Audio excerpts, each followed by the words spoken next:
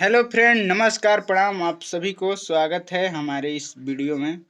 तो आप लोग यह वीडियो ज़्यादा से ज़्यादा शेयर करिएगा और चैनल को सब्सक्राइब करिएगा। यह वीडियो एक मालती चौहान के निधन के ऊपर हम सॉन्ग गा रहे हैं, जो कि अपने आवाज़ में, कोई रिकॉर्डिंग नहीं है, सिर्फ हमारे आवाज़ का है, कोई म्यूजिक बिना म्यूजिक का है। तो आप लोग ज़्यादा से ज़्यादा शेयर करिएगा और चैनल को सब्सक्राइब करिएगा कि मालती चौहान को आत्मा का शांति मिले, जो कि उनके ऊपर एक हम सॉन्ग गा रहे हैं। तो आप लोग ज़्यादा से ज़्यादा शेयर करिएगा। कौन ऐसन कमी रहे मालती, केहू के न बतैलू हो। अरे कौन ऐसन कमी रहे मालती, केहू के न बतैलू हो। अरे राति में सुन पंखा में काहे फौसरी लगैलू हो।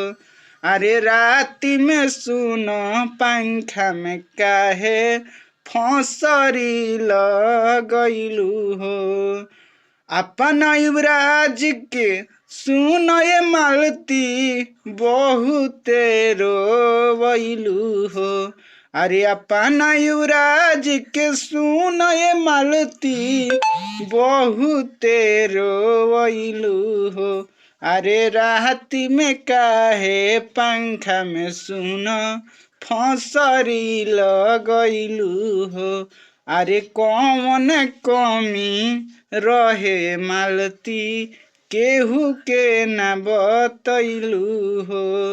अरे कौन ऐसन कमी रहे, केहू के न बतैलू हो।